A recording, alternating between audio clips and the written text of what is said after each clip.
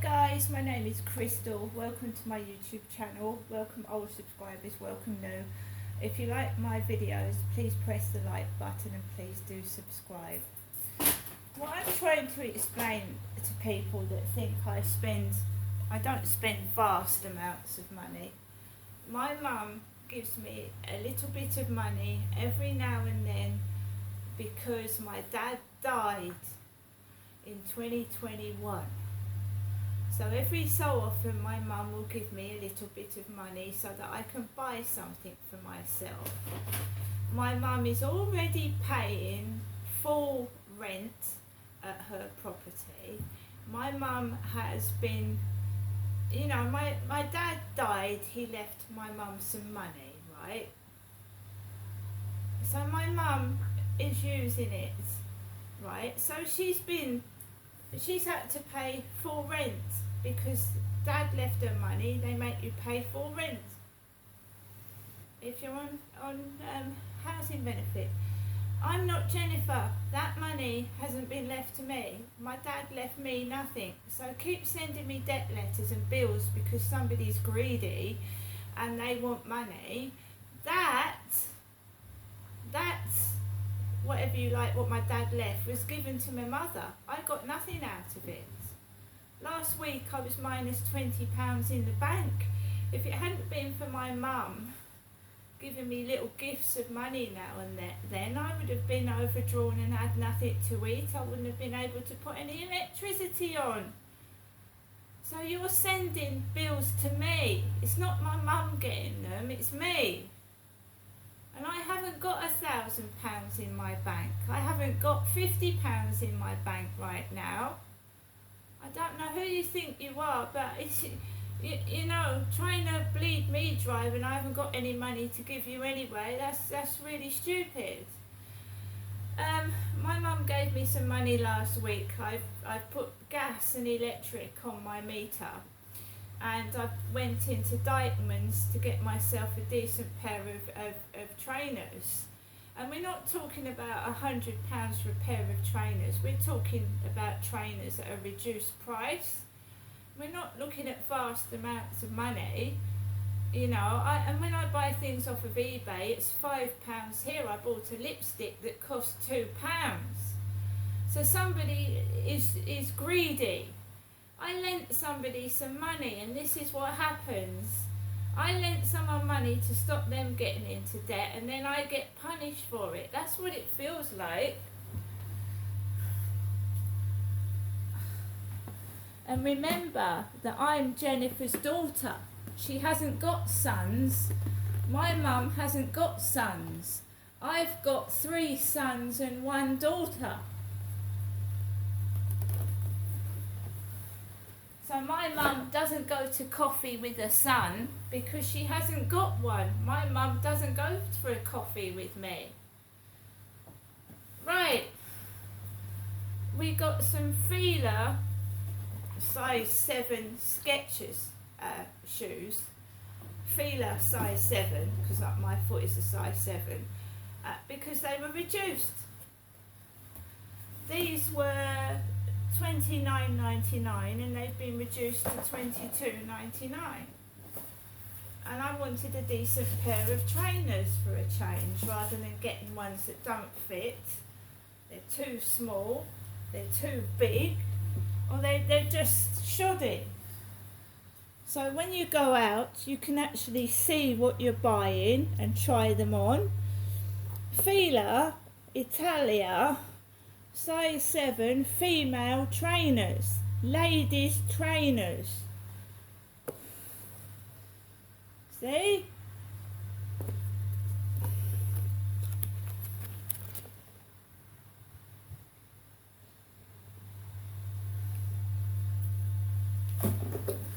I was served very nicely in Dykeman. I've got no complaints. The guy served me really well.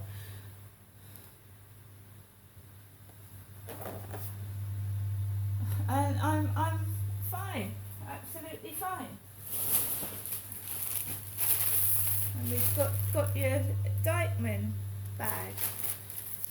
I don't go out very often now. I don't go out often at all because you get afraid of what's going to happen. I go out for a bit, I come back to a massive debt letter. I went into the Demeltzer charity shop. The DVDs are 50p each. Julia Roberts in Eat, Pray, Love. The Business. Deliciously entertaining, savagely funny. Meryl Streep in Plenty. And Nicolas Cage, Dying of Delight. So I've got 4 DVDs to watch. My mum, Jennifer, rang me whilst I was on the railway station. She rang while I was stood on the platform. So let's hear what my mother's got to say, what she said to me before I boarded the train.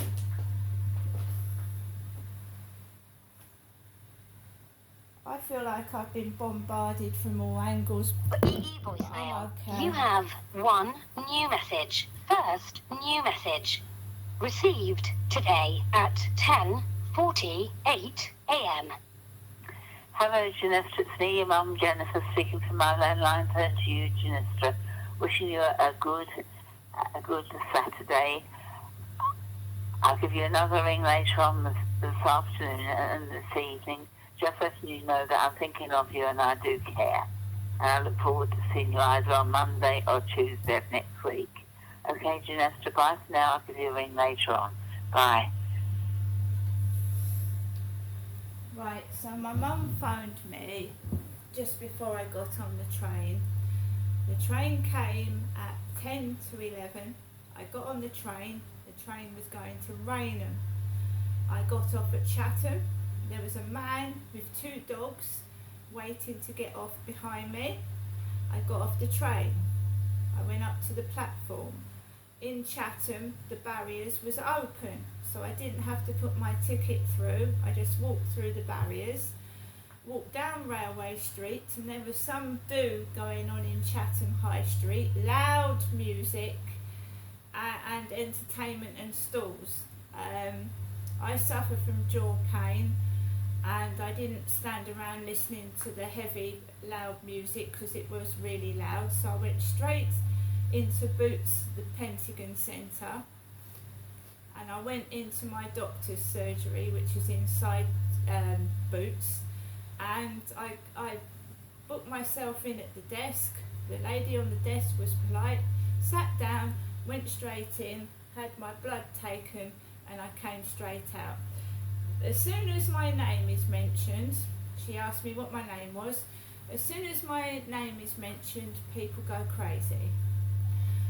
So I'd had no trouble getting on the train, no trouble getting off, no trouble going to my appointment. But when I came out after she said my name and date of birth, it started turning nasty.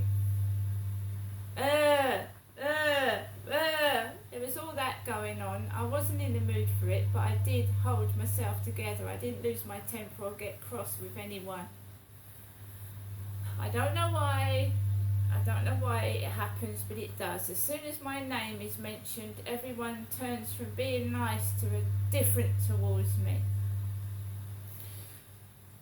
So from the Pentagon Centre, I went into Primark. I went into Primark first,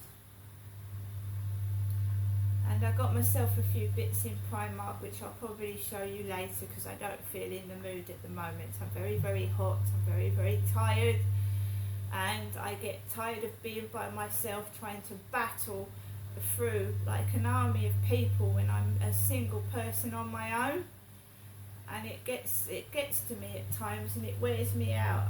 I just feel tired. So I got a few things in Primark, and that was pretty good because I got through there, got in. They had loads of staff on duty and I got out of there. Dykeman was pretty quick and easy, got out of there.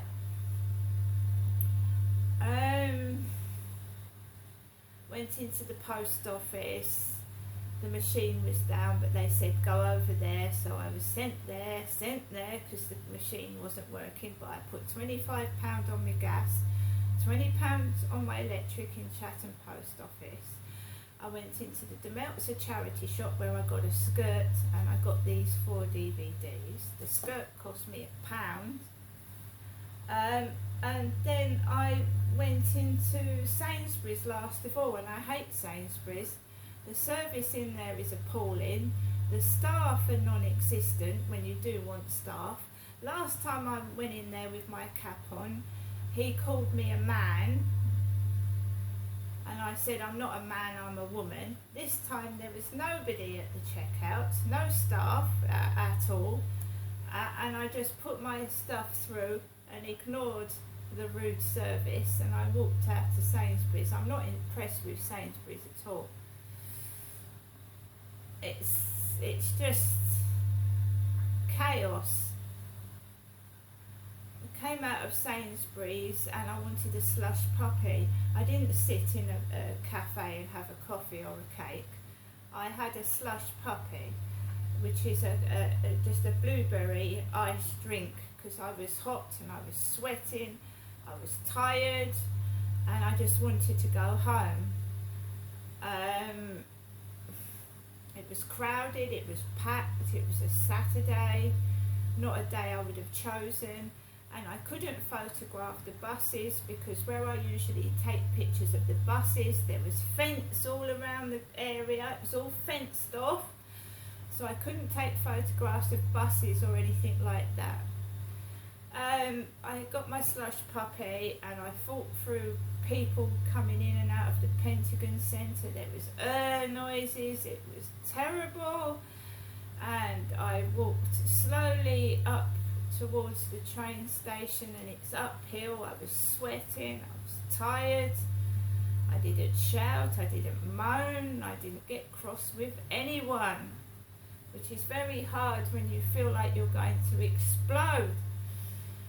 Got into the railway station, barriers open, went down the stairs, waited for the train, a couple of girls giggling on the bench as I walked past, sat on a bench, waited for the train, and then this like celebrity blonde, like Helen Flanagan, came on the platform with her boyfriend, you know, beautiful blonde hair, all coiffured in a nice designer dress, came onto the platform with her designer boyfriend. And I was sat there feeling sweaty, tired, fed up, and fighting a lonely battle. And that's what I felt like. In Sainsbury's I got a meal deal. I got a steak and caramelised onion sandwich.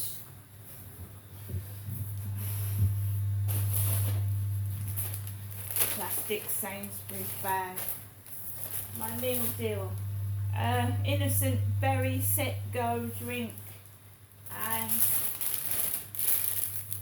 a maple savoury, pecan and maple syrup savoury cake thing, and I got Max some chicken sticks, and we got the Sun newspaper.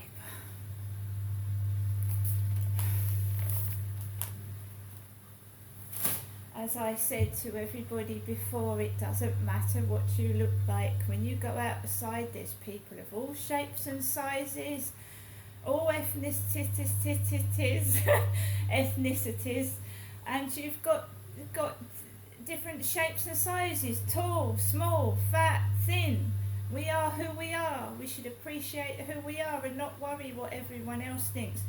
But when you're tired, I'd had my blood taken, you get fed up, you just want to shop in peace and be happy. But I'm not allowed happiness, it gets taken away, and that's the one thing I asked for. I didn't ask for money.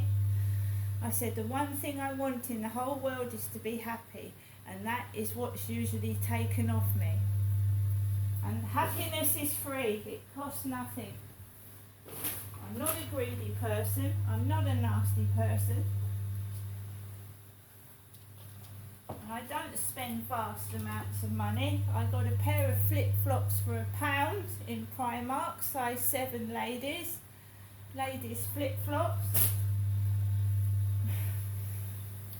A pair of shorts. And some Pokemon trainer socks. We're now thinking of autumn wear. So I got myself a purple jacket. Little purple jacket. And a baseball cap. Los Angeles, California. This is female clothes because I'm a woman. And some pink Soho trousers. You buy things to cheer yourself up and to be happy, and then I came home to that massive debt letter. So you feel guilty for shopping. You see what they do? Now you feel guilty for buying yourself a few bits. It makes you feel guilty.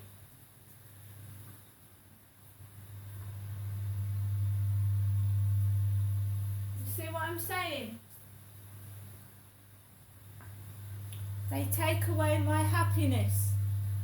And happiness costs nothing. Being nice to someone costs nothing. Nothing at all. They don't want me to be happy.